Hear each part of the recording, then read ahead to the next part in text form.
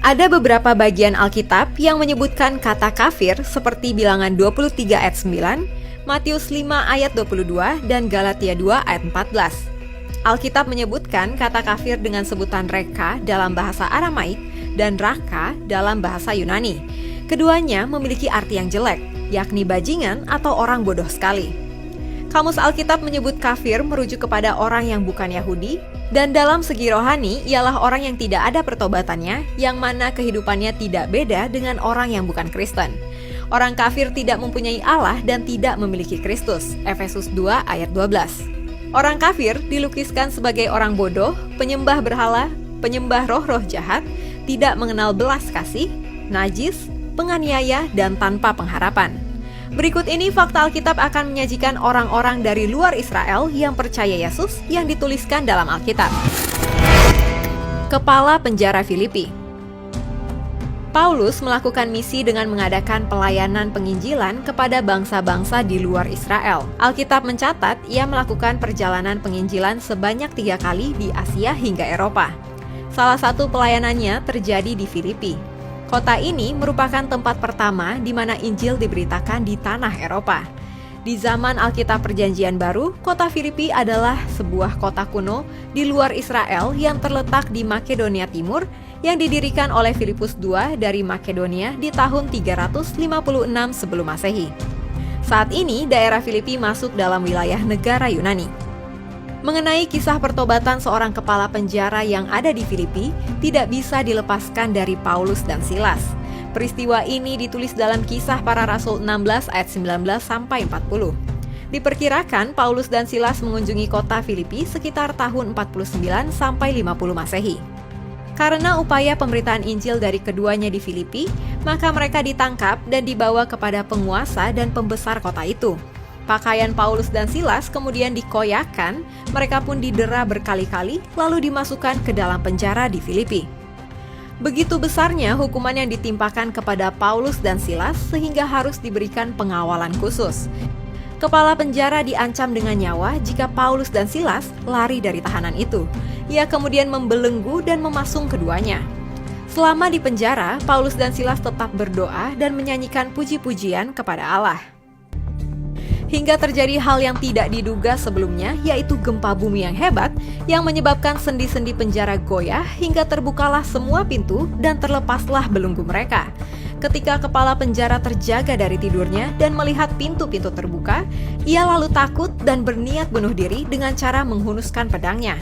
Ia menyangka bahwa orang-orang yang telah dihukum sudah melarikan diri.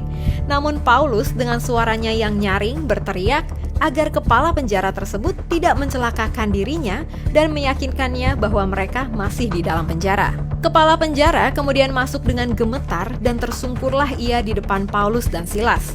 Ia lalu mengantar keduanya keluar dan berkata, "Apa yang harus aku perbuat supaya aku selamat?" Kisah Para Rasul 16 ayat 29.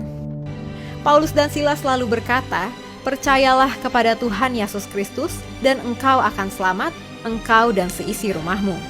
Saat itu juga kepala penjara membuka hati dan menerima Yesus dalam hidupnya. Rupanya keselamatan tersebut tidak hanya bagi sang kepala penjara, melainkan bagi keluarga dan seisi rumahnya. Kisah Para Rasul 16 ayat 32 sampai 33. Setelah kepala penjara dan seluruh keluarganya bertobat dan menerima Tuhan Yesus, Alkitab mencatat bahwa ia begitu bergembira karena telah percaya kepada Allah. Hal ini merupakan gambaran orang yang bersukacita karena telah menerima Injil. Sergius Paulus. Kisah mengenai pertobatan Sergius Paulus ditulis dalam Kisah Para Rasul 13 ayat 4 sampai 12.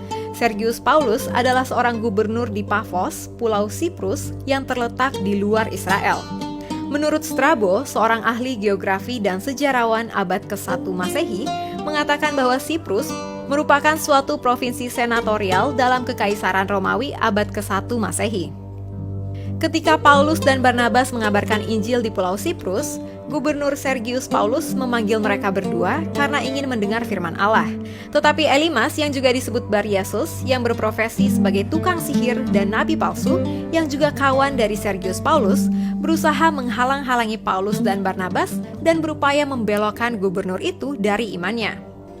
Maka Paulus yang penuh dengan Roh Kudus menatap Elimas dan berkata, "Hai anak iblis, engkau penuh dengan rupa-rupa tipu muslihat dan kejahatan. Engkau musuh segala kebenaran. Tidakkah engkau akan berhenti membelokkan jalan Tuhan yang lurus itu? Sekarang, lihatlah, tangan Tuhan datang menimpa engkau, dan engkau menjadi buta. Beberapa hari lamanya engkau tidak dapat melihat matahari." Dan seketika itu juga orang itu merasa diliputi kabut dan gelap, dan sambil meraba-raba, ia harus mencari orang untuk menuntun dia. Kisah Para Rasul 13 ayat 10-11. Melihat apa yang telah terjadi kepada Elimas, maka percayalah Sergius Paulus kepada berita Injil. Gubernur itu takjub akan ajaran Tuhan yang disampaikan Paulus, sehingga ia mau membuka hati akan keselamatan di dalam Yesus. Perwira Romawi di Kapernaum. Kisah iman seorang perwira yang bertugas di Kapernaum dicatat dalam Matius 8 ayat 5-13 dan Lukas 7 ayat 1-10. Alkitab tidak mencatat nama perwira di Kapernaum, namun dipastikan bahwa perwira di Kapernaum ini bukan dari kalangan Yahudi, melainkan berasal dari bangsa Romawi yang berada di bawah pasukan Herodes Antipas yang memiliki pasukan asing. Perwira Romawi adalah prajurit pasukan Romawi yang mengepalai 100 orang prajurit Romawi. Kapernaum adalah kota yang terletak di pantai barat Danau Galilea. Beberapa murid-murid Tuhan Yesus seperti Petrus, Andreas, Yakobus, Yohanes, dan Lewi pemungut cukai berasal dari Kapernaum. Kapernaum juga disebut sebagai kota Yesus karena banyaknya mukjizat yang Tuhan Yesus lakukan di sana. Menurut catatan Alkitab, seorang perwira Romawi meminta tolong kepada Yesus untuk menyembuhkan hambanya yang sedang sakit. Yesus lalu menawarkan diri untuk pergi ke rumah perwira itu untuk melakukan pelayanan kesembuhan di sana. Namun perwira itu keberatan dan menyarankan bahwa Yesus cukup memberi perintah penyembuhan dari mana dia berada pada saat itu, dan itu sudah cukup. Terkesan akan permintaan ini, maka Yesus setuju dengan keyakinan kuat yang ditunjukkan oleh sang perwira dan mengabulkan permintaannya dari tempat ia berada. Pada saat itu juga, hamba perwira itu sembuh tanpa bertemu Yesus.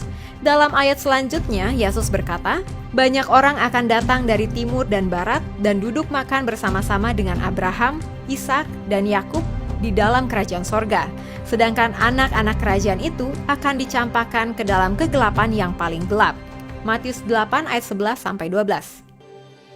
Menurut Kyle Yates dan Philip Johnson dalam buku tafsiran Alkitab Wycliffe, ayat ini menunjukkan bahwa meskipun Israel banyak diberi penyataan oleh Allah, justru seorang bukan Israel lah yang imannya pada kuasa Kristus bersinar paling cemerlang.